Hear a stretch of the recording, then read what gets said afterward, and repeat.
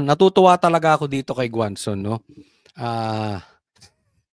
Ang lakas din mang-asar eh. Siguro ito yung babaeng version ni Kiko Barsaga. Galing mang-asar, nakakatuwa. Barado si Tambi rito.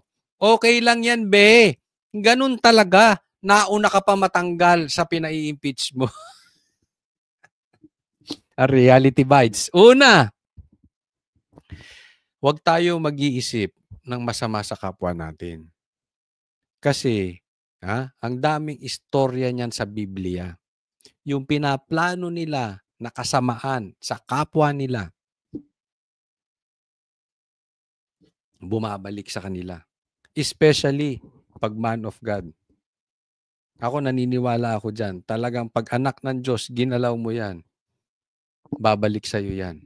Tingnan mo to. Pinapatanggal mo si BP Sara. Pinai-impeach mo. Nagbayad ka pa di umano, according to Chanko, ng limpak-limpak na salapi para doon sa mga pumipirma. Para matanggal si BP Sara. Para ma-impeach si BP Sara. Tignan mo, ang panahon, ikaw pa ang natanggal. Ikaw ang nauna. 'Di ba? Yung gusto mong itaas ang iyong pride, gusto mong itaas ang iyong sarili, hindi ka na kontento sa pera, ganun ang ibinagsak mo. Sa bagay, may jet plane ka pa rin. Diba? Mag-iingat tayo doon una, ha? Huwag nating iisipan ng masama. Huwag nating pipilitin.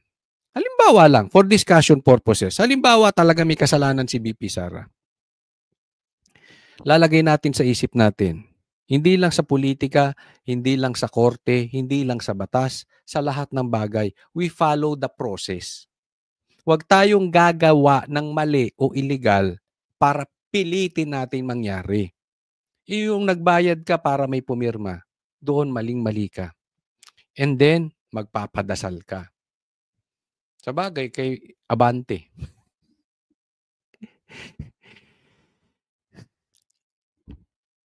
Pangalawa, ako po ay natutuwa pag tayo pong mga tao ay nananalangin. Ako sa tingin ko talagang dapat maging parte ng buhay natin ang panalangin. Dahil ginawa tayo ng Diyos para sa Kanya. So we should always pray. Naniniwala ako dyan. Pero wag nating gagamitin ang panalangin for our own agenda. Diba? Kasi alam mo yung datingan nyo dyan? Alam mo nakikita ko ngayon sa kanila? You are like Pharisee nung panahon ng Panginoon. You are hypocrites. Sa labas, parang ang titino ninyo, kung makapagsalita kayo, ang gagaling ninyo, ang linis-linis ninyo, wala kayong kinurap. But in reality,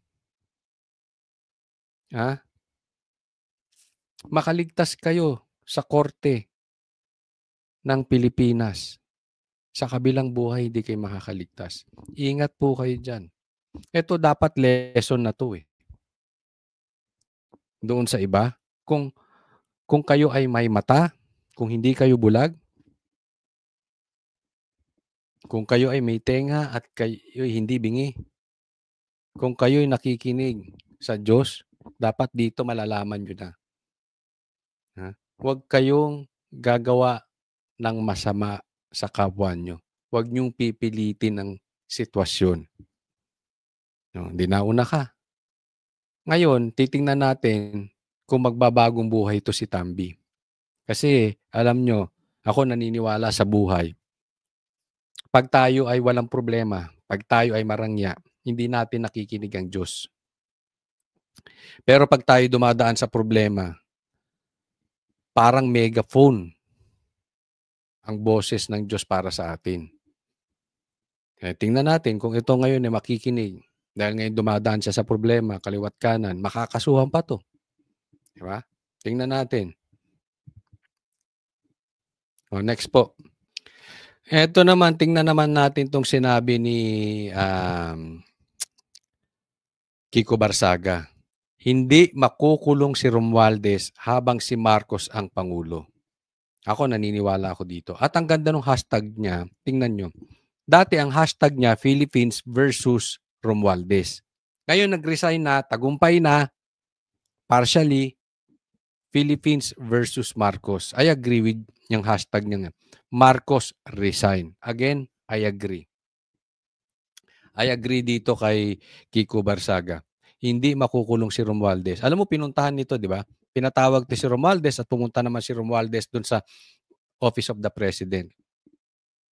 Ulitin ko yung sinabi ko, no, na hawak nito eh. Hawak nito ang pera. Maraming pera to si Tambi.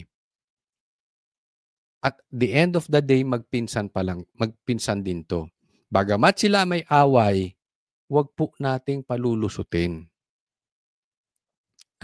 Wag nating, kasi posibleng meron na silang kasunduan. Hindi ko alam kung may involved na pera, or may involved na posisyon, or may involved na kondisyon, di ba?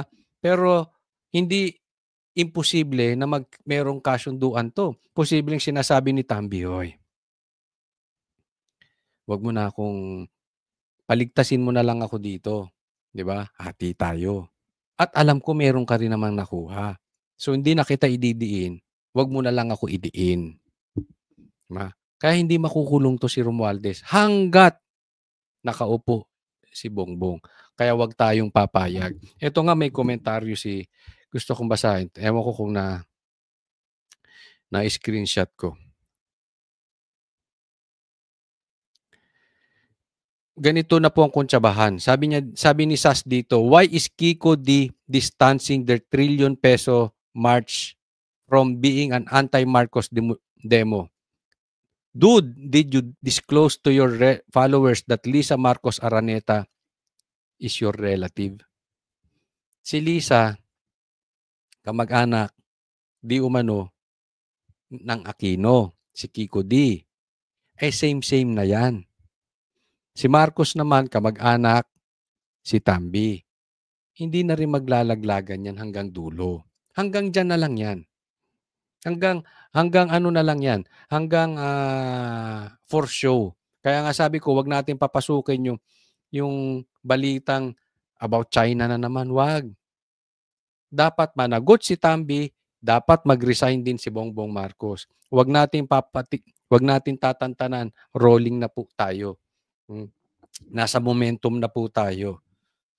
Total, may mga tumutulong sa atin, si Guanzon, si Kiko, di ba? Maraming nagsisiwalat ng hindi lang yan, marami pang lumalabas. Andyan na ang sundalo, andyan na ang mga pulis. So tulong-tulong lang tayo, wag bibitaw.